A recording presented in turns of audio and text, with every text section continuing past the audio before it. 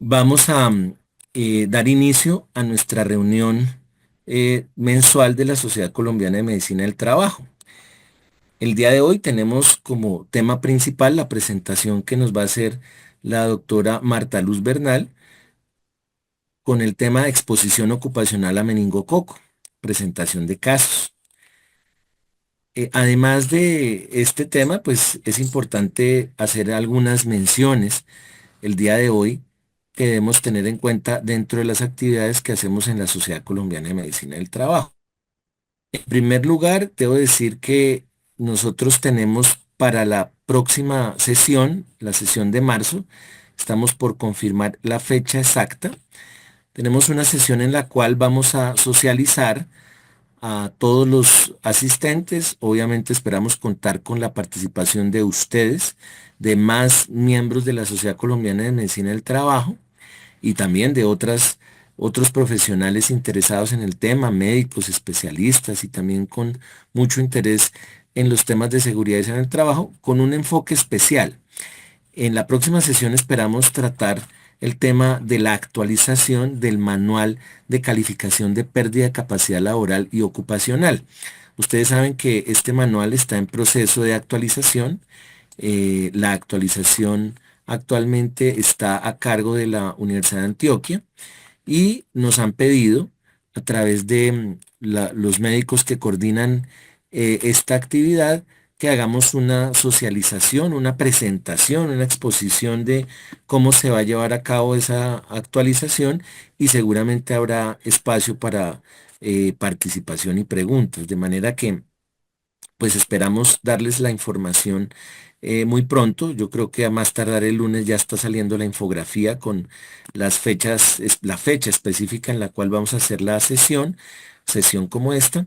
Y como les digo, trataremos el tema de la actualización del manual de calificación de pérdida de capacidad laboral y ocupacional. De otra parte, también quiero contarles que hemos recibido invitación por parte del Ministerio de Trabajo, de la Dirección de Riesgos Laborales, para que participemos en unas mesas de trabajo que van a iniciar, entendemos, el día de mañana en la Universidad del Rosario, orientadas a la actualización de la norma que regula la práctica de las evaluaciones médicas ocupacionales, es decir, de la resolución 2346 de 2007. Realmente fue hace muy poco que recibimos la invitación y la información, ¿sí? Creo que ya está circulando por muchas partes el proyecto de norma. Mañana vamos a conocerla y se generarán unas mesas de debate y también los mantendremos informados y seguramente pues habrá posibilidad de participación. El doctor Mauricio Fonseca nos pregunta que si es presencial. La sesión de mañana tengo entendido que es solamente presencial.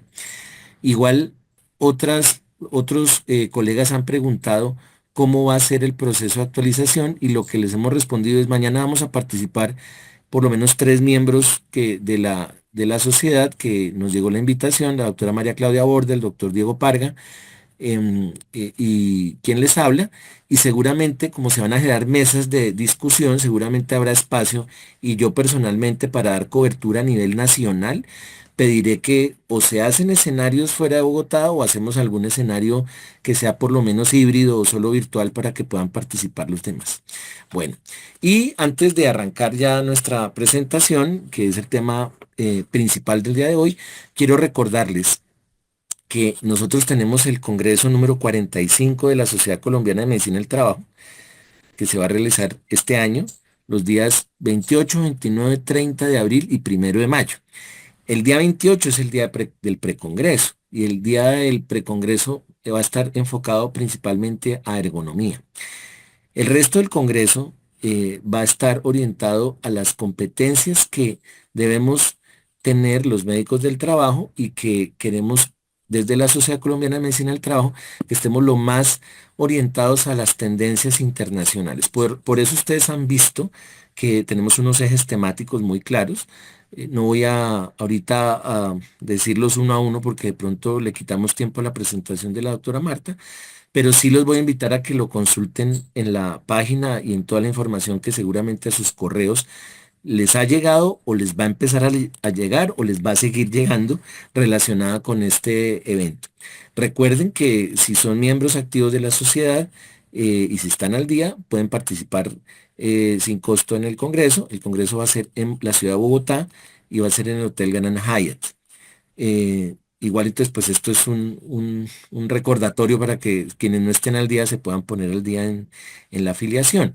Si no, pues pueden consultar en la página cuáles son los costos si no son miembros de la sociedad o si son de otras profesiones. Nos interesa mucho que participen y puedan asistir todos. Tenemos conferencistas nacionales e internacionales, de Inglaterra, de Estados Unidos, de España, de Centroamérica, de Suramérica, y tenemos también muy buenos conferencistas a nivel nacional. Y justamente uno de los conferencistas, o mejor, una de las conferencistas que va a estar con nosotros en el Congreso es la doctora Marta Luz Bernal.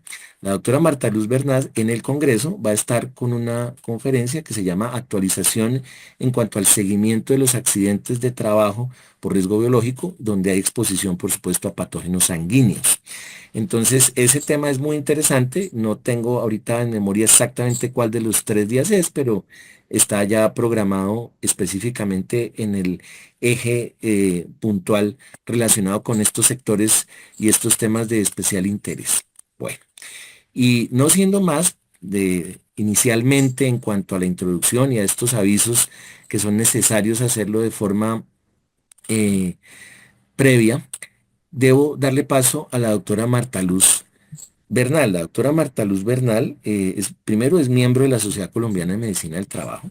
Entonces es eh, un honor contar con ella como miembro y Gracias. además como conferencista. Y la doctora Marta Luz es médica especialista en seguridad y salud en el trabajo. Actualmente es gerente de Avenir, es un centro de referencia para accidentes biológicos ocupacionales y también en materia de asesoría en prevención y control de peligros biológicos. Es profesora universitaria, asesora a diferentes empresas en el programa de prevención y control de peligros biológicos.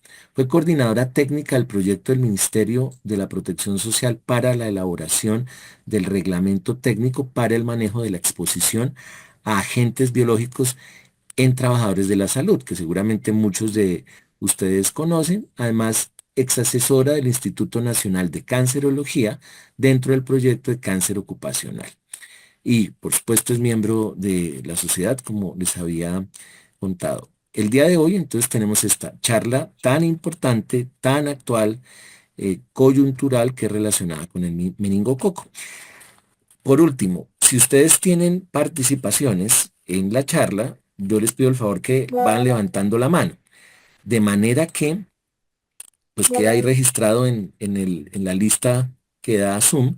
Y la doctora Marta Luz al final de su presentación irá dando la palabra y además si ustedes tienen preguntas sobre el tema o comentarios también los pueden ir escribiendo y seguramente pues sea otro tema para interactuar al final de la charla. Hay algunas personas que están escribiendo en el chat preguntas específicas de la sociedad. Yo también iré respondiendo lo que es específicamente de la sociedad. Si por alguna razón alguien no alcanzó a inscribirse, estamos en streaming por Facebook, que también es importante porque ahí también llegamos a tener mayor difusión. Y esta conferencia va a quedar en nuestro sitio, en la página de la sociedad y en nuestro canal de YouTube, que por supuesto también los invitamos a que ustedes hagan parte del mismo. No siendo más, nuevamente bienvenida, doctora Marta Luz, y adelante con la conferencia. Muchísimas gracias, doctor Bernardo. Buenas noches a todos. Un gusto estar aquí en la sociedad en casa. Bueno, muy bien. Entonces, hoy vamos a hablar de esto, una exposición ocupacional a meningococo. ¿Por qué decidimos o por qué le propusimos a la sociedad presentar este tema? Porque es una exposición no tan común y que en general provoca o u ocasiona dudas, inquietudes en el manejo de los casos. Entonces, pues hace poco en Avenir tuvimos una serie de casos con un paciente y pues queremos contarles cómo, lo que se hizo. Entonces, empecemos. Como les decía el doctor Bernardo, por favor, las personas que tengan preguntas, anótenlas y al final de la presentación, pues levanten su mano y yo les daré la palabra. Bueno, muy bien. Entonces, vamos a ver. Listo, muy bien. Entonces, vamos a hablar de meningitis bacteriana. La meningitis bacteriana es producida especialmente por tres tipos de bacterias o por tres bacterias: el Haemophilus influenza tipo B, el Streptococcus pneumoniae y la Neisseria meningitis. Estos tres microorganismos son los causantes del 75% de los casos de meningitis bacteriana y el 90% de los casos de meningitis en niños. Desde que y son o eran una causa muy importante de muerte en los diferentes grupos de edad. Sin embargo, con la introducción de la vacunación masiva en diferentes países del mundo, pues la incidencia de la enfermedad disminuyó considerablemente. Sigue habiendo algunos grupos de edad más afectados, ya lo vamos a ver con más detalle, pero definitivamente pues con los programas de vacunación masiva, la incidencia de la enfermedad de la meningitis bacteriana ha disminuido considerablemente. Bueno, entonces vamos a hablar de la enfermedad meningocócica. La enfermedad meningocócica es una enfermedad de distribución normal producida por la Neisseria meningitidis, que es un diplococo aerobio, gram negativo, inmóvil y capsulado. Esta característica que se ha capsulado es importante porque la mayoría de las vacunas están hechas con antígenos de la cápsula de la bacteria. Tiene 12 serogrupos. La Neisseria meningitis, de estos 12, 6, los que están acá en el paréntesis, son los que pueden causar epidemias. Y respecto a la infección con la Neisseria meningitis o el meningococo, tenemos dos formas de infección: los portadores asintomáticos y las personas que presentan enfermedad meningocócica invasora. Y son un problema de salud pública los portadores asintomáticos porque son los que transmiten la enfermedad de persona a persona al ser portadores asintomáticos. ¿Dónde está localizado en estos portadores asintomáticos el microorganismo? En la nasofaringe. Entonces es una enfermedad, ya nos va hablando cómo se transmite, es una enfermedad, es un microorganismo que se transmite por contacto directo de persona a persona a través de secreciones nasales y secreciones orales. La mayoría de los portadores asintomáticos son los adolescentes y adultos jóvenes. Más o menos el 35% de los portadores asintomáticos pertenecen a estos grupos de edad. Y la segunda forma de estar infectado con el meningococo es la enfermedad meningocócica invasora. Esta forma de infección puede presentarse como meningitis solita en el 37 a 49% de los casos de infección de enfermedad meningocócica invasora, como sepsis meningocócica hasta en el 33% de los casos, o se puede presentar también simultáneamente. Una persona puede tener tanto sepsis como meningitis por meningococo. Hay algunas otras formas de presentación clínica de la enfermedad meningocócica invasora, como son la neumonía, artritis séptica, conjuntivitis y meningococcemia crónica.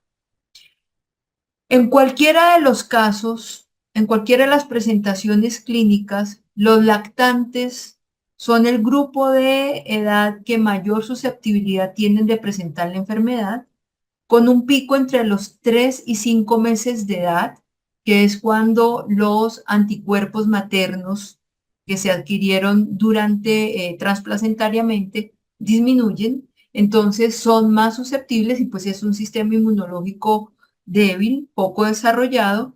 Entonces, los niños, los lactantes menores, tienen alta probabilidad de presentar la infección.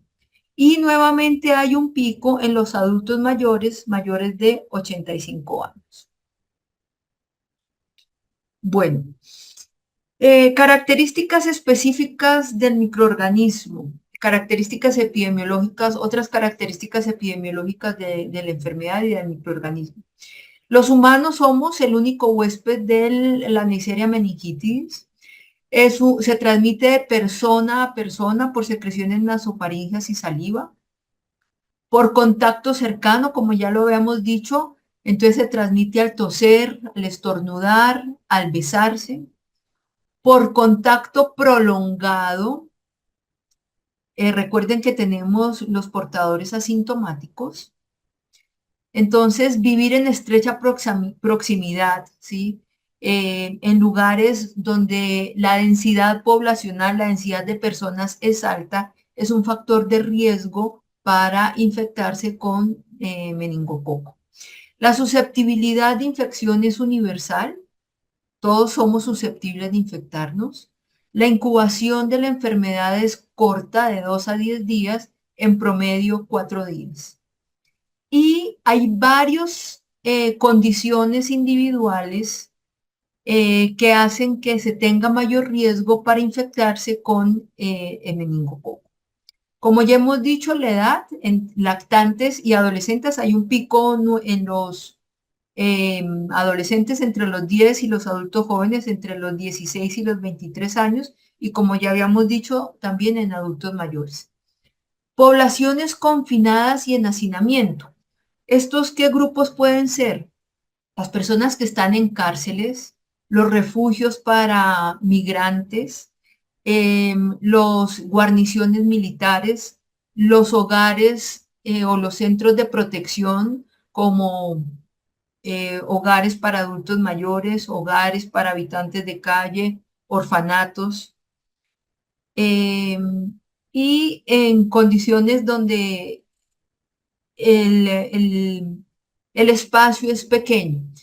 En otros países se refiere que en los primeros años de vida en las residencias universitarias son muy comunes los casos de infección por meningococo.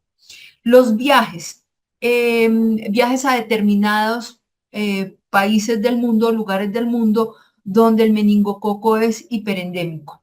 Estamos hablando de algo que se llama el cinturón de la meningitis por meningococo, que son 26 países en la África subsahariana.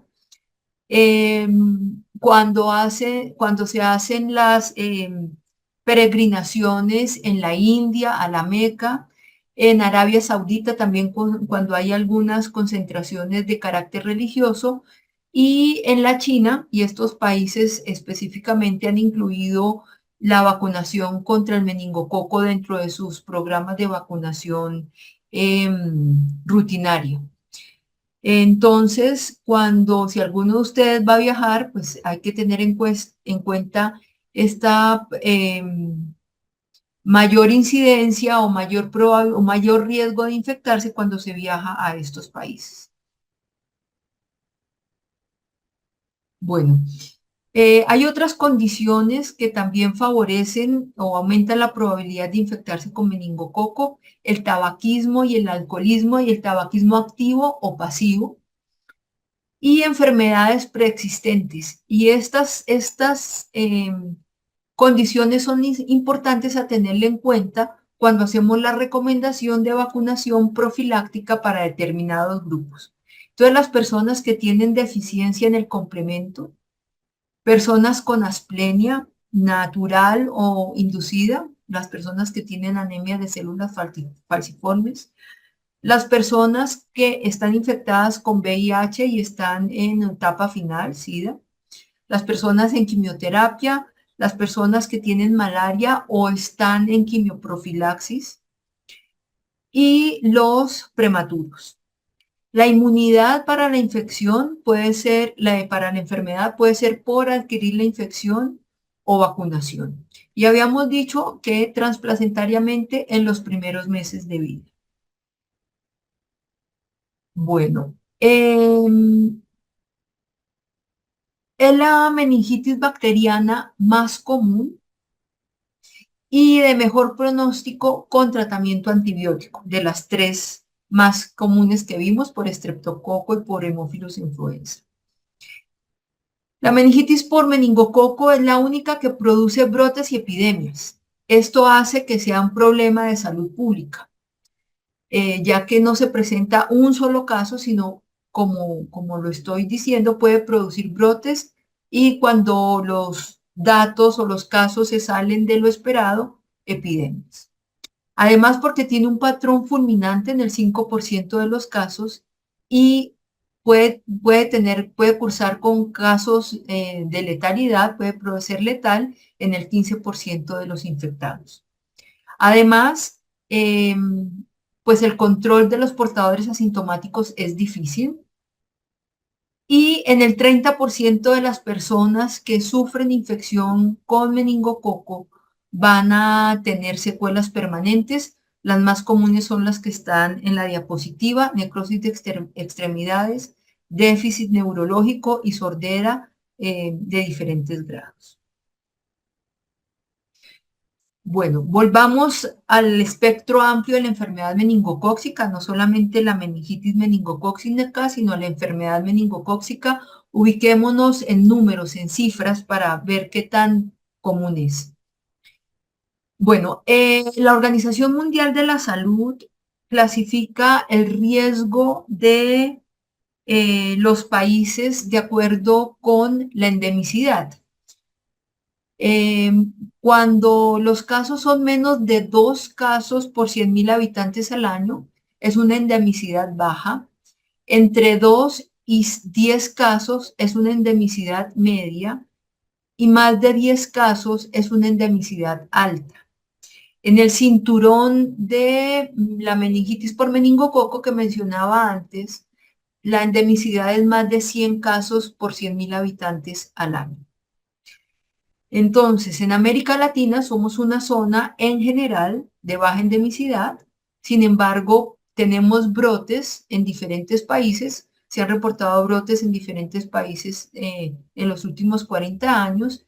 Y aquí tenemos entre el 2016 y el 2013, estos son los países donde se ha presentado brotes con letalidades que oscilan entre el 8 y el 20%. Para Colombia, todos los casos de meningitis bacteriana son entidades de importancia en salud pública, por lo que se les hace seguimiento epidemiológico y los casos se registran a través del CIVIGIL. Y aquí tenemos algunos de los datos de las meningitis bacteriana en Colombia. Para la Neisseria meningitis, para el meningococo, entre el 2016 y el 2023, la incidencia fue de 0.1 casos por 100.000 habitantes, perdón, con una letalidad del 13.4 y 22%. Fíjense la diferencia de cifras, ¿sí? Es una incidencia bajita, bien bajita, 0.1 por 100.000 habitantes, pero la letalidad para tan pocos casos es alta, entre 13.4 y 22%. Y revisemos para Streptococcus pneumoniae. La incidencia en este periodo, de 2015 a 2020, fue 0.14 casos por 100.000 habitantes, con una letalidad del 13%, de entre el 13 y el 27%. Haemophilus influenza para el mismo periodo hubo menor número de casos, 0.03 casos por 100.000 habitantes, con una letalidad algo menor, 3.5 y 17.6%. Ahora, específicamente en lo que nos concierne a nosotros, las exposiciones ocupacionales, Hay un estudio de una revisión sistemática que apareció en el Acta Biomédica en el 2017. Hicieron una revisión de casos entre 2018 y 2015 y se encontraron 91 casos de enfermedad meningocócica invasiva. Fíjense que es un gran tiempo de seguimiento y solamente encontraron 91 casos de exposición ocupacional. Estos casos en esta tabla se muestran los casos que, de acuerdo con el lugar de trabajo que encontraron en este estudio. En laboratorios clínicos y de investigación, si sumamos los casos de los laboratorios clínicos y de investigación con los casos de instituciones de salud, 44 y 12 casos, tenemos que el 61.5% de los casos que reportó ese estudio ocurrieron en trabajadores de la salud. Llama la atención, y esto es importante para tenerlo en cuenta para nuestros seguimientos y para nuestros programas de prevención, que hubo mayor número de casos en los trabajadores de laboratorios clínicos y de investigación. Esto probablemente porque son personas que están expuestas directamente al microorganismo y el microorganismo está concentrado en los medios de cultivo eh, con las técnicas que se utilizan para identificar. Entonces, pues somos una población de riesgo y se presentan algunos otros actividades económicas. Y revisando los datos de Colombia, si bien tenemos casos de exposición o casos confirmados de meningitis por meningococo, no hay una discriminación de cuáles, no hay una discriminación, o no se encontró ningún caso que se hubiera referido como ocupacional en nuestro país. Bueno, entonces miremos qué fue lo que pasó. Entonces, el 22 de octubre del año pasado, en Cali, ingresó una paciente, una niña de 1 año y 6 meses de edad, con una sintomatología inespecífica de varios días de evolución. Sospecharon dengue como diagnóstico principal. La mamá no refirió antecedentes de importancia para la niña y refirió que el esquema de vacunación estaba completo para la niña. Como diagnóstico diferencial se sospechó meningitis. Por ello, hicieron punción lumbar y cultivo del líquido cefalorraquídeo. El 3 de noviembre, es decir, 12 días después del ingreso de la niña a la institución de salud, se confirmó tanto por punción lumbar y por el cultivo del líquido cefalorraquídeo que la niña estaba infectada y que tenía una meningitis por meningococo. A la paciente se le inició tratamiento antibiótico y evolucionó satisfactoriamente. Es lo que sabemos, no tenemos tanta o no tuvimos acceso a tanta información de la fuente. Y ese mismo día, cuando se supo el diagnóstico, se confirmó el diagnóstico de la niña de la fuente, el Comité de Infecciones de la institución y el Programa de Seguridad y Salud en el Trabajo de la clínica buscó a los trabajadores que podrían haber tenido contacto con la niña, con la paciente. Encontraron a 28 trabajadores. De estos 28 trabajadores, a 27 le iniciaron ciprofloxacina como terapia profiláctica posexposición en una dosis única de 500 miligramos vía oral. Y el 6 de noviembre, 3 días después, nos los reportaron a nosotros para que le hiciéramos el seguimiento a los casos. Desconocemos bajo qué criterios el Comité de Infecciones y Salud Ocupacional, Seguridad y Salud en el Trabajo de la empresa, decidieron iniciarle tratamiento profiláctico a estos trabajadores. Muy bien. Entonces, bueno, ya a venir lo que tenía que hacer era definir el seguimiento posexposición de estos pacientes, cuáles eran, y para ello, pues bueno, hicimos varios procedimientos que ya los vamos a comentar. Importante decir que pues utilizamos la estrategia de telemedicina para atender a todos estos pacientes y todos fueron vistos por médicos especialistas en seguridad y salud en el trabajo con bastantes años de experiencia en riesgos biológicos. Bueno, para respecto a qué conductas tomar, nos basamos en las recomendaciones del reglamento técnico para los trabajadores expuestos a peligros biológicos en la prestación de servicios de salud humana. Y aquí tenemos las definiciones. Entonces, la exposición, voy a leerla. La exposición ocupacional a Neisseria meningitidis es el contacto directo de la mucosa oral o nasal del personal de salud con secreciones orales o nasofaringeas del sujeto infectado durante la resucitación cardiopulmonar, terapia respiratoria, valoración del paciente u otros procedimientos a través de aerosoles de las secreciones, por ejemplo, respiración boca a boca, intubación endotraqueal, aspiración de secreciones o durante la realización de un examen detallado de la orofaringe, durante 7 días antes y 24 horas después del inicio de la terapia antimicrobiana.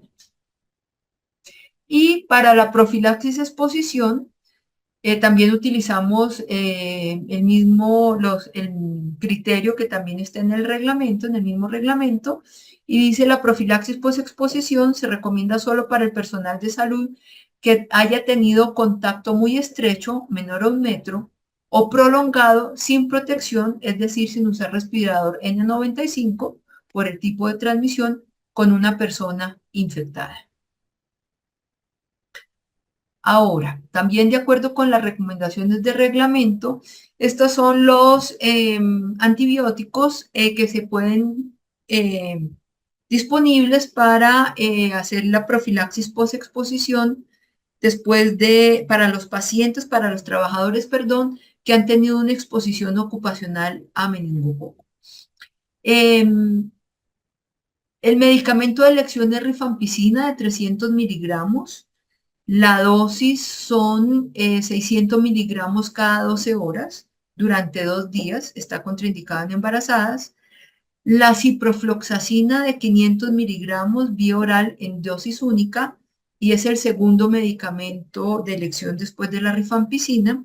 Y la ceftriaxona, 200 miligramos intramusculares a dosis única y es de elección para las embarazadas. Si bien la rifampicina es el medicamento de elección, a veces no se consigue tan fácilmente y son 2 días de tratamiento, 4 dosis, porque es un medicamento que se debe administrar, administrar cada 12 horas. Y son 2 cápsulas porque vienen de 300 miligramos.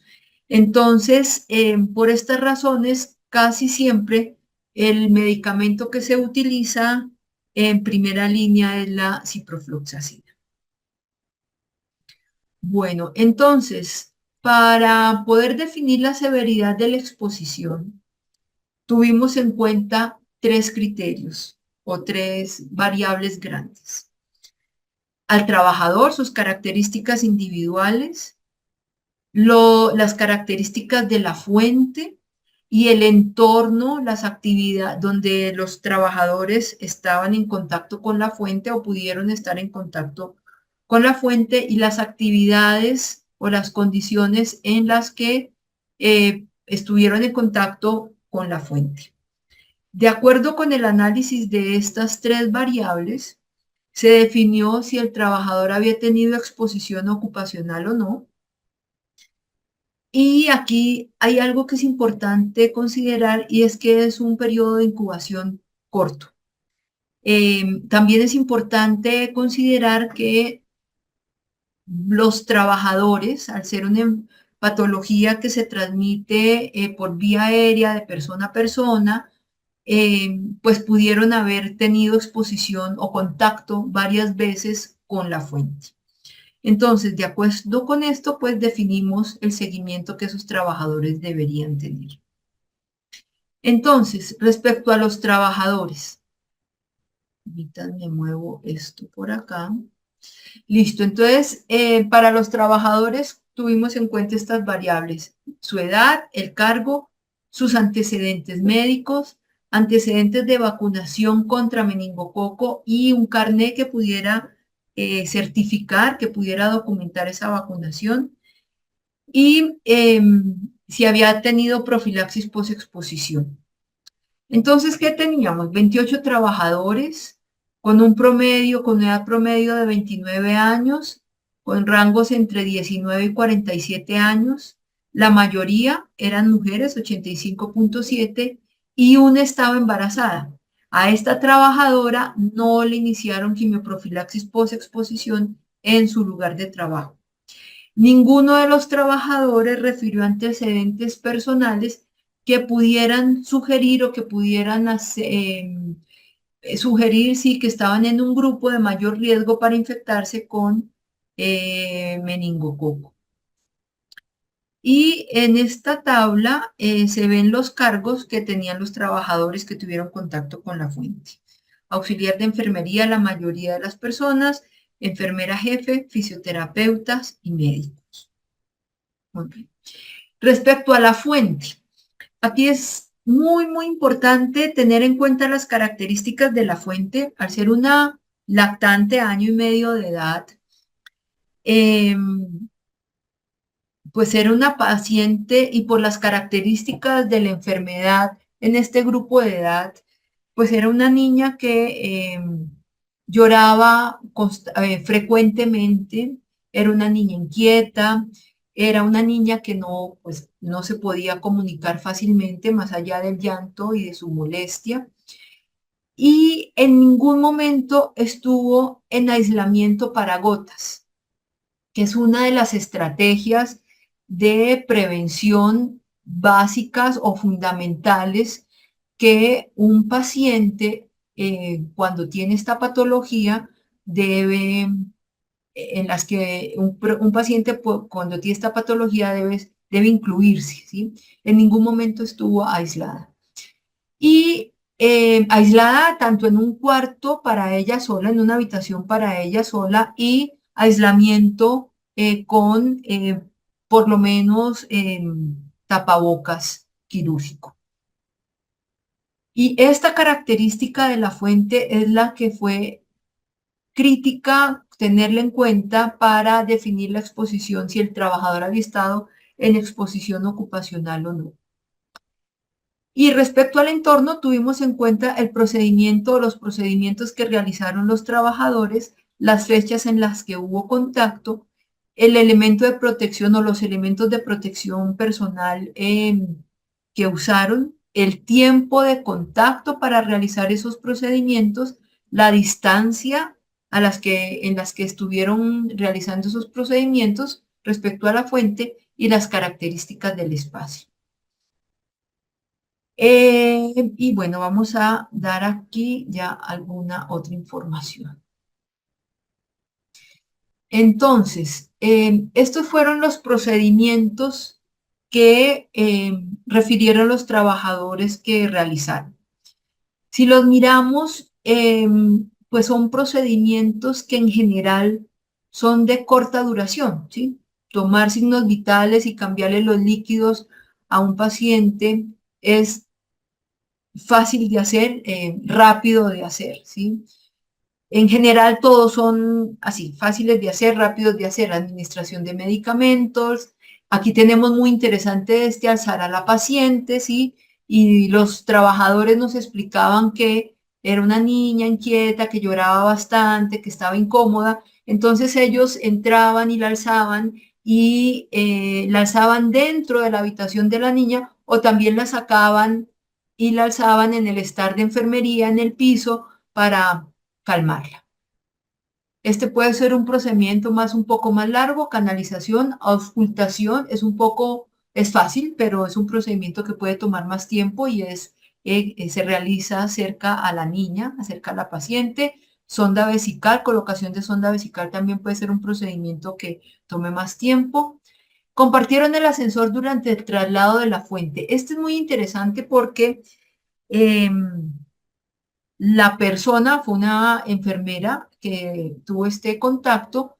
Uno dice, bueno, pero en el ascensor nadie se infecta. Sin embargo, la enfermera decía que durante el traslado en el ascensor, la niña estaba llorando bastante,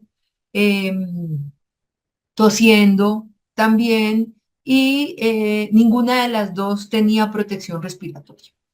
Bueno, aquí tenemos otros situaciones o procedimientos que hicieron con la niña, y este frotis nasofaringio, la persona que hizo el frotis nasofaringio fue la única que utilizó protector respirador N95 para realizar. Bueno, varios de los pacientes, de los trabajadores, 75% refirió utilizar tapabocas cuando estuvo en contacto con la niña. 3 trabajadores dijeron no haber utilizado el tapabocas. Entonces, con esto, fíjense que vamos armando la exposición, cómo fue la exposición de los trabajadores con la niña. Adicionalmente, pues esto es una enfermedad transmisible que tiene periodo de incubación, que la niña recibió tratamiento. Entonces, también debemos ubicarnos en esos tiempos, en estos tiempos tanto para la niña como para la fuente, perdón, la niña y para los trabajadores, para ubicarnos epidemiológicamente en qué parte de la exposición estábamos y cómo debíamos actuar de acuerdo con esos tiempos. Entonces tenemos aquí el día 0 cuando ingresó la paciente a la institución de salud. El día 12, el 3 de noviembre, la niña fue diagnosticada. Ese mismo día se le inició antibiótico y a los trabajadores se les inició profilaxis. Recordemos, por favor, que esta patología tiene un periodo de incubación promedio de 4 días y que las recomendaciones para los contactos dicen que se debe hacer seguimiento por lo menos durante 10 días después de la exposición, de la última fecha de exposición con la fuente, para verificar que no, para identificar signos y síntomas y verificar si no, que no haya habido infección o por el contrario, si los trabajadores se infectaron. Entonces, teniendo en cuenta el día en que ingresó la paciente y la fecha en la que se inició tratamiento profiláctico tanto a la niña como a los trabajadores, yéndonos hacia atrás, este día, el día 12, fue el día en el que las personas que tuvieron contacto desde el 22 de octubre, 22, 23 y 24, habían cumplido ya el tiempo, el periodo de incubación y los 10 días de seguimiento que deberían tener. Es decir, las personas que estaban en este grupo ya estaban fuera del periodo de incubación y ya estaban fuera del tiempo que requerían seguimiento. Recordemos también, por favor, que cuando una persona esté infectada con meningococo, a las 24 horas de iniciarle el tratamiento antibiótico, la persona ya deja de ser infectante. Entonces, deja de ser una fuente de contagio tanto para sus contactos cercanos, en el lugar de trabajo, en el colegio, en la familia o en el lugar de hospitalización, y pues ya no había riesgo comunitario ni riesgo de transmisión ocupacional. Y el día 16 fue cuando nosotros recibimos estos pacientes, estos trabajadores, perdón, para seguimiento. Entonces, con esto, pues pudimos tomar ya decisiones. 6 trabajadores ya estaban fuera del periodo de incubación y seguimiento, por lo que los pudimos cerrar. 4 trabajadores tenían carné de vacunación, refirieron estar vacunados contra meningococo y nos enviaron su carné de vacunación, entonces lo cerramos. De estos 4, uno ya pertenecía al grupo anterior, ya lo habíamos cerrado por haber cumplido los tiempos. 4 de los trabajadores no cumplieron los criterios de exposición ocupacional.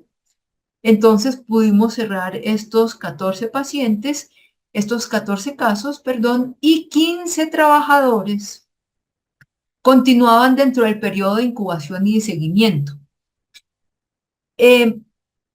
Y esto, a ver, cuando es un paciente, cuando la fuente es un paciente adulto o adolescente, ¿sí?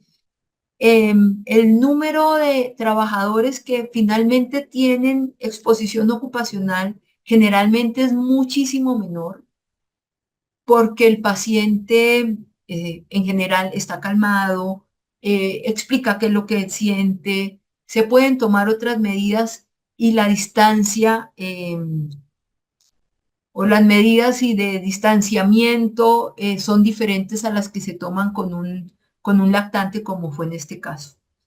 Entonces tuvimos estos 15 trabajadores que continuaron en seguimiento, ahí incluimos a la embarazada que no le habían iniciado antibióticos y se les dieron signos de alerta de infección, enfermedad meningocócica eh, diseminada para que consultaran si se llegaba a presentar a urgencias y lo citamos nuevamente a control un día después de terminado el periodo de seguimiento, es decir, el día 11 de seguimiento del último contacto con la fuente, les hicimos control en Avenir.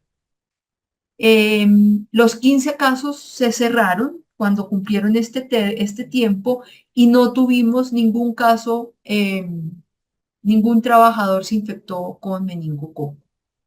No tenemos información del manejo que se le dio a los contactos cercanos de la niña. En la guardería, no sabemos si asistía a guardería o a sus familiares cercanos. Tampoco supimos qué tipo de meningococo, qué serogrupo de meningococo fue el que le causó la infección a la niña. Bueno, muy bien. Entonces, pues vamos a mirar con esta información, pues el manejo que se le dio a la niña y que se le dio a la fuente, a los trabajadores, perdón. Entonces, primero vamos a hablar del diagnóstico diferencial. Fíjense que, o recuerden por favor que el diagnóstico principal con que la niña entró fue dengue. Y como diagnóstico diferencial teníamos meningitis. Entonces, la triada típica de meningitis, de cefalea intensa, rigidez cervical y fotofobia, a veces vómito en proyectil, pues se presenta en pacientes mayores, en adolescentes o adultos. No es el caso para pacientes jóvenes. Entonces, pues no era un diagnóstico fácil de hacer, o más bien, perdón, estos síntomas no ayudaban tanto para sospechar la enfermedad. Tenía otros síntomas como fiebre, náusea, vómito o irritabilidad, presentaba la niña. Tenía exantemas petequiales y purpúricos y creo que esta era uno de los síntomas que podía generar mayor confusión con el dengue. Y otros de los síntomas pueden ser hiporexia o anorexia. También puede ser disminución del estado de conciencia, letargia, convulsiones y abombamiento de las fontanelas en pacientes jóvenes, en lactantes menores. Y respecto al dengue, vamos a mirar rápidamente un poco de las estadísticas de la enfermedad. Pues es una distribución, es una enfermedad de distribución mundial, también al igual que la meningitis, pero estaba en aumento. Fíjense, miremos los casos. En el año 2000 se reportaron 505.430 casos y ha aumentado a millones de casos, ¿sí? En 2023 tuvimos, en el mundo se reportaron 6.500.000 casos de dengue. Entonces, también es una enfermedad que definitivamente tenemos que sospechar. En las Américas, en el 2023, la incidencia fue de 452,35 casos por cada 100.000 habitantes y a diferencia de la meningitis, la letalidad es baja. El número de casos es alta, pero la letalidad es baja. Y en Colombia, el dengue es un problema prioritario de salud pública. Es un caso, comparémoslo, ay, perdón, contra el dengue, contra la meningitis, con la meningitis, los casos son de 0,1, 0,4 por 100.000 habitantes. Fíjense acá cómo es una patología que está en aumento. Aquí hubo una disminución de casos, pero pues igual siguen siendo un número de casos muy importantes. Tuvimos una disminución en 2020 y 21 por la pandemia, por las medidas de aislamiento y de limpieza, pues que todos seguimos. Además, el dengue, pues es una patología que tiene un gran potencial epidémico que genere epidemias. En Colombia se tiene ciclos trianuales. En el 2023, 12 de nuestros departamentos reportaron brotes en más del 90% de las semanas epidemiológicas, es decir, casi todo el año reportaron brote. El vector, el Aedes aegypti y ahora el Aedes albicocus, perdón, está presente en el 73% de los municipios del país y de acuerdo con la definición de riesgo, 825 municipios del país tienen riesgo para presentar casos de dengue. Sí, hay también la clasificación de alto riesgo, bajo riesgo, mediano riesgo, pero en general 825 municipios del país están en riesgo de presentar casos por dengue. En el país son 1.115 más o menos municipios en total. Es una enfermedad endémica. En nuestro país circulan los 4 tipos de serotipos de dengue y por ser una enfermedad que es un gran problema de salud pública, en el 2023 se dieron directrices nacionales para aumentar el fortalecimiento de la prevención y la atención de la enfermedad para disminuir su morbilidad y mortalidad. En cuanto a las características clínicas, también es una enfermedad que tiene un periodo corto de incubación.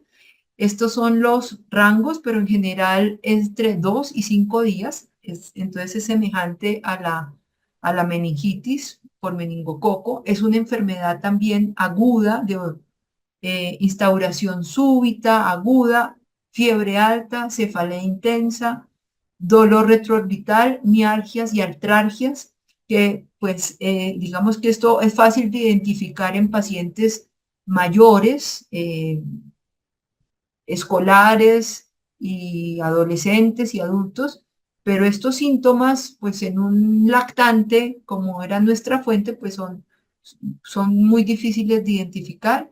Puede cursar también con anorexia o vómito y aquí también cursa con erupción cutánea, máculo o maculopapulosa y manifestaciones hemorrágicas menores. Esto para un dengue sin complicaciones, ¿sí? Que puede ser con petequias, equimosis, púrpura, epistaxis o hemorragias gingivales, ¿sí?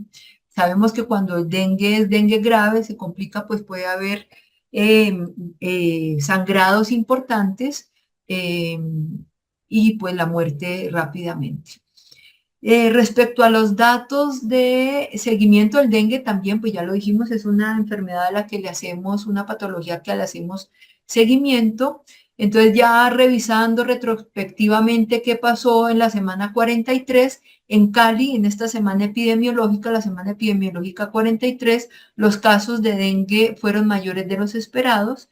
Y para este año, en Colombia, en la semana 52, La incidencia acumulada fue de 962 casos por 100.000 habitantes, eh, mayor número de casos de lo que había en los años anteriores y fíjense, por lo menos 3 veces más de lo que hubo en 2023. Entonces, pues ambos diagnósticos, o sea, el enfoque inicial de estos dos diagnósticos, pues fue acertado. Ambos eran muy posibles de ser el diagnóstico de la patología que tenía la niña. ¿Qué se pudo haber mejorado? ¿Sí? Pues la meningitis por meningococo es una enfermedad que si bien no es rara, no podemos descartarla y teníamos una niña que estaba en la edad en la que podía presentarla. Al ser una patología que se transmite de persona a persona, por vía aérea, por contacto, pues debieron seguirse las precauciones estándar que se deben seguir para todas las enfermedades transmisibles, ¿sí? Y precauciones específicas para contacto y por gotas. Es decir, utilizar respirador N95 y hay algunas personas o hay algunos o no hay uniformidad de criterio respecto a si también se debe utilizar protección visual para evitar que estas gotas vayan a infectar o contaminar a los trabajadores por mucosa ocular.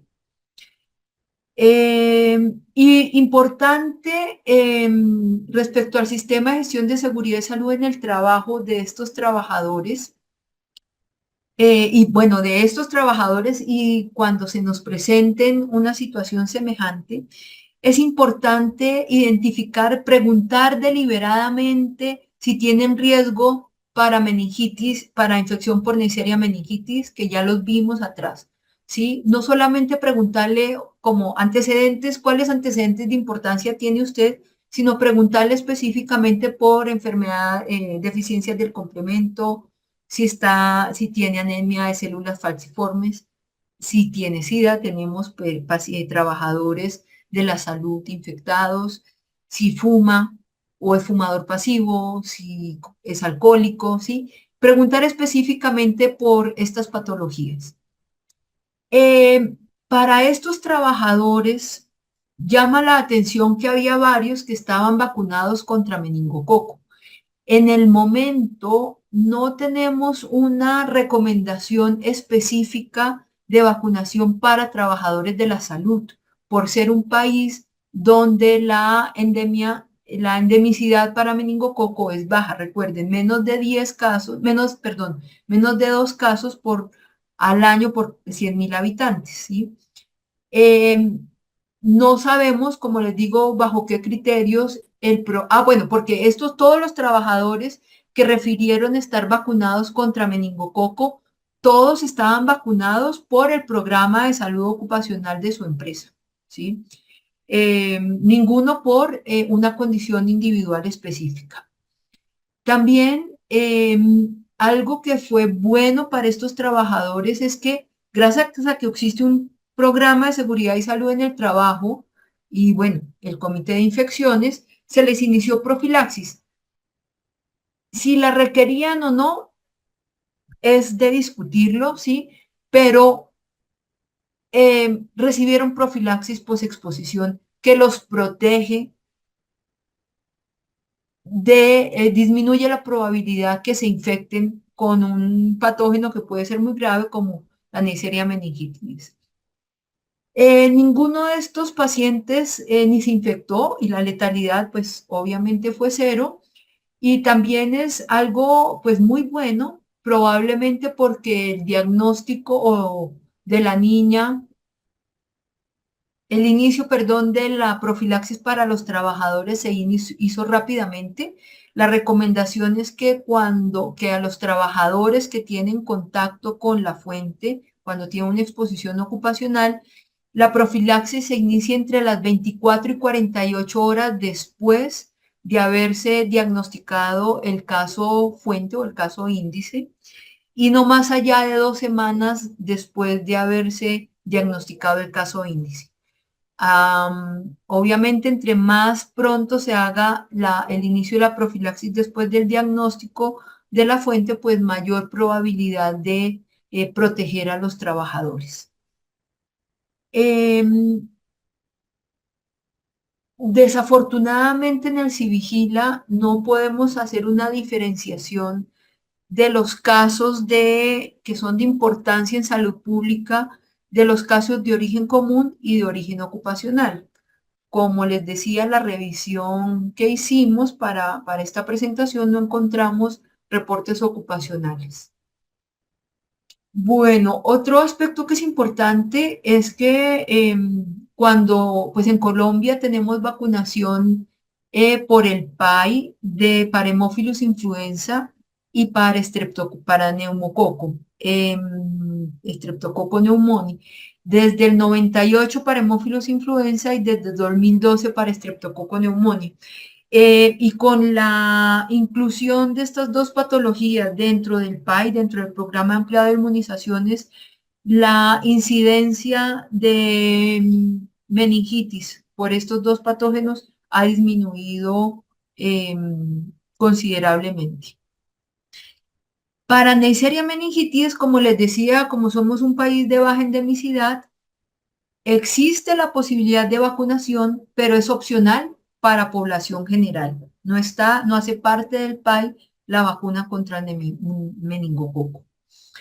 Se recomienda vacunar a población general solamente cuando hay factores de riesgo individual y en trabajadores de la salud con factores de riesgo individual, como ya lo hemos dicho.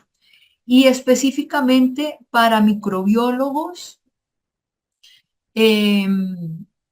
que tengan dentro de sus actividades cotidianas o que puedan estar expuestos dentro de sus actividades cotidianas exposición al meningococo. En este momento no hay ninguna otra recomendación de vacunación ocupacional en el país. Bueno, existe un sistema, la OPS tiene un sistema de red de vigilancia de agentes, que producen meningitis bacteriana que se llama CIREVA. Es una red internacional de laboratorios en las que hay 26 laboratorios de 26 países y 2 laboratorios de referencia que son el Instituto Nacional de Salud de Colombia y un laboratorio de referencia en Brasil. Gracias a esto es que podemos tener datos bueno, además a estos 2 laboratorios de referencia se mandan los muestras de los diferentes países que hacen parte de esta red. Entonces, gracias a esta estrategia de seguimiento, pues podemos tener datos confiables y actualizados de la meningitis bacteriana en el continente. Y la Organización Mundial de la Salud tiene como meta en el 2030 derrotar la meningitis bacteriana a partir de identificación de casos, pero especialmente a partir de la vacunación obligatoria en los diferentes, en el mundo. Bueno, y volviendo a los casos ocupacionales, pues aquí tenemos algunas recomendaciones para los trabajadores. Primero, pues identificar los casos ocupacionales de acuerdo con los criterios que pues les mencionaba. Estos criterios están en nuestro reglamento técnico, pero también son o fueron tomados de recomendaciones internacionales. Iniciar la profilaxis posexposición, lo que ya había dicho, entre 24 y 48 horas después del diagnóstico de la fuente y no más allá de los 14 días del diagnóstico de la fuente. Es importante tener en cuenta que los trabajadores expuestos no requieren cambio en sus funciones o ser incapacitados o retirados de sus puestos de trabajo. los trabajadores, si algún trabajador resulta infectado con el meningococo, sí debe retirarse de sus funciones, pero solamente en las primeras 24 horas de haber iniciado el tratamiento.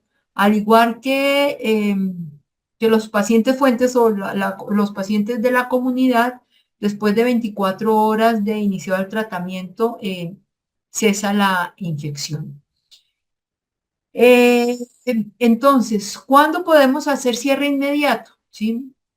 Cuando tenemos casos de trabajadores en los que no se cumplieron los criterios de infección, de exposición ocupacional, cuando el trabajador tuvo exposición ocupacional, es asintomático y ya pasó tanto el periodo de incubación de la enfermedad y de seguimiento adicional recomendado de 10 días. Cuando el trabajador tuvo exposición ocupacional y está vacunado contra meningococo y esa vacunación puede documentarse. ¿Cuándo hacer seguimiento a los trabajadores expuestos? Entonces, cuando cumple con los criterios de exposición ocupacional, está dentro del periodo de incubación o de seguimiento, haya recibido o no profilaxis, y bueno, en general haya recibido no profilaxis. Si cumple el criterio de exposición ocupacional y no refirió profilaxis, pues hay que iniciarla, vamos a iniciarla, hacer control un día después de finalizado el seguimiento, es decir, el día 11 contado a partir de la fecha del último contacto que tuvo el trabajador con el caso índice o con la fuente. Y después de esto, se pueden cerrar los casos. ¿En qué otro caso, en qué otra situación se debe hacer seguimiento? Recomendamos hacer seguimiento. Cuando hay exposición ocupacional, está dentro del periodo de incubación o seguimiento, recibió profilaxis y tiene síntomas inespecíficos, ¿sí? Y decimos síntomas inespecíficos porque si bien es una patología que puede evolucionar rápidamente a una enfermedad grave, una enfermedad meningocócica invasiva, también es cierto pues que la exposición o saber que hubo exposición a una persona infectada con meningococo genera ansiedad y podemos tener síntomas inespecíficos que realmente no están asociados o pueden ser producto de la ansiedad y no que sean relacionados con la exposición. Entonces, en estos casos, recomendamos darle indicaciones de signos de alarma y consultar urgencias si se llegan a presentar y nuevamente citarlos a consulta de seguimiento por seguridad y salud en el trabajo un día después de finalizado el seguimiento, los 10 días que hemos hablado, para cierre de caso. Muy bien, entonces, pues esto es lo que queríamos comentar con ustedes, contarles de este grupo de trabajadores que tuvieron exposición a una fuente lactante, que eso hace, insisto, que sea un caso que requiere especial evaluación. Es muy importante entonces en cada historia clínica eh, anotar con mucho detalle el tiempo en el que estuvo en contacto con la fuente, las actividades que desarrolló, cuál era el estado de la fuente, si había protección respiratoria, la distancia, en las fechas, tenerlas en cuenta en las que hubo exposición con la fuente y que eso quede muy, muy bien definido en la historia clínica, ya que esa es la información fundamental para poder definir si el trabajador tuvo exposición ocupacional o no a meningococo. En algunos casos, pues se puede hacer una consulta directamente con el trabajador, como fue en nuestro caso. En algunas circunstancias es a partir de la historia clínica. Entonces, pues importante hacer una entrevista cuidadosa, una consulta dirigida específicamente a buscar condiciones de riesgo y de exposición para meningococo. Muy bien. Eso era lo que quería comentar con ustedes. Muchísimas gracias. Y bueno, invitarlos a que nos contacten si tienen alguna pregunta o alguna duda con referencia a este tema o alguna otra cosa que podamos ayudarles. Entonces voy a dejar de compartir la pantalla y para dar respuesta a las preguntas que tengan. Entonces no sé si hay preguntas en el Doctora, sí, en el auditorio, chat hay varios comentar. comentarios Ah, y bueno. preguntas. Hay como cuatro. A ver, por acá vamos a mirar. Eh, bueno, entonces espérate, a ver, voy a devolverme acá. Listo, el peligro es cualquier fuente, situación o acto con potencial de daño y los riesgos son los de, así. Digamos que en Colombia, y voy a contestar estas dos preguntas, pregunta Mauricio, o contesta, pregunta Mauricio Fonseca e Iris Pamela Álvarez, sí. Digamos que Colombia es el único país que yo conozco en que realmente hacemos una diferenciación entre peligro y riesgo, ¿sí?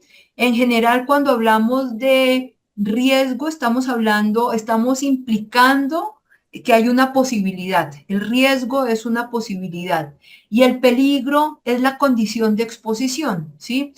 En la mayoría de países de Latinoamérica se usan indistintamente los términos de peligro o riesgo, ¿sí?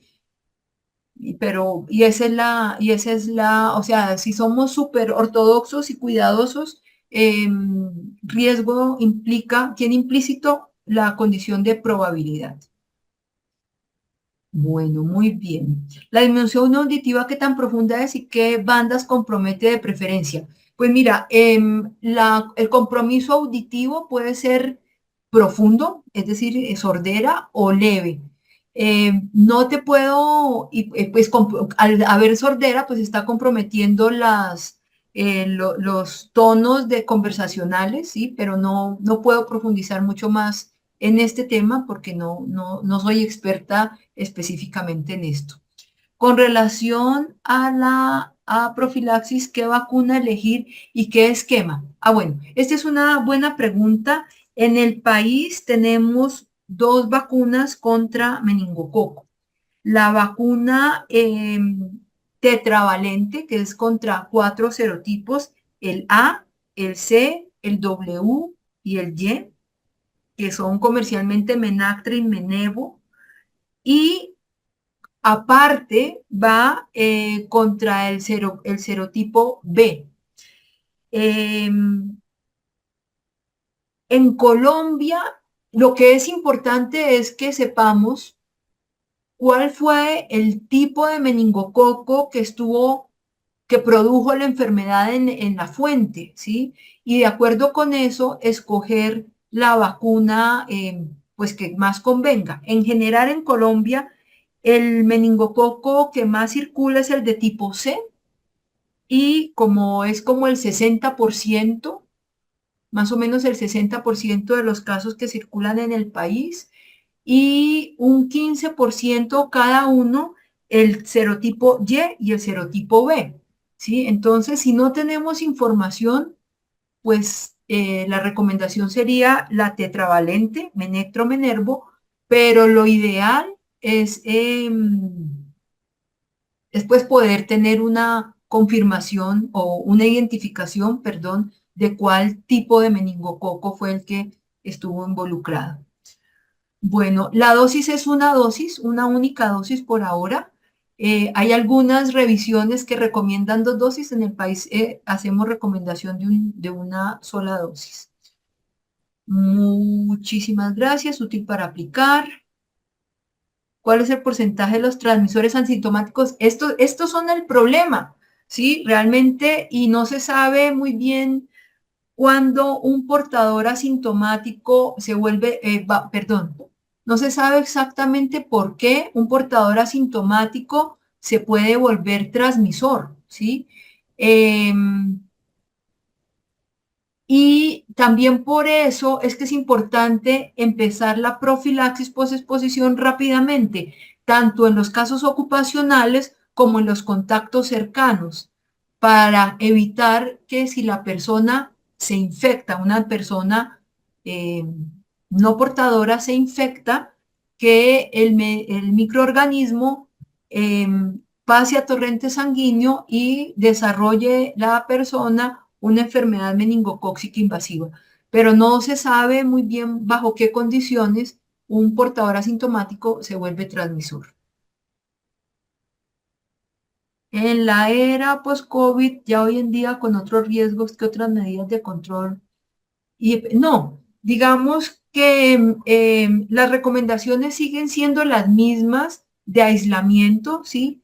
Siempre en todo paciente, en toda circunstancia, se deben seguir las precauciones estándar de aislamiento, así se llaman, y de acuerdo con lo que se sospeche, la patología que se sospeche y los síntomas que el paciente tenga, además de las precauciones estándar de aislamiento, utilizar precauciones específicas para contacto, gotas o aerosoles. Y cuando estamos hablando de enfermedades transmitidas por vectores, pues las específicas para este tipo de enfermedades.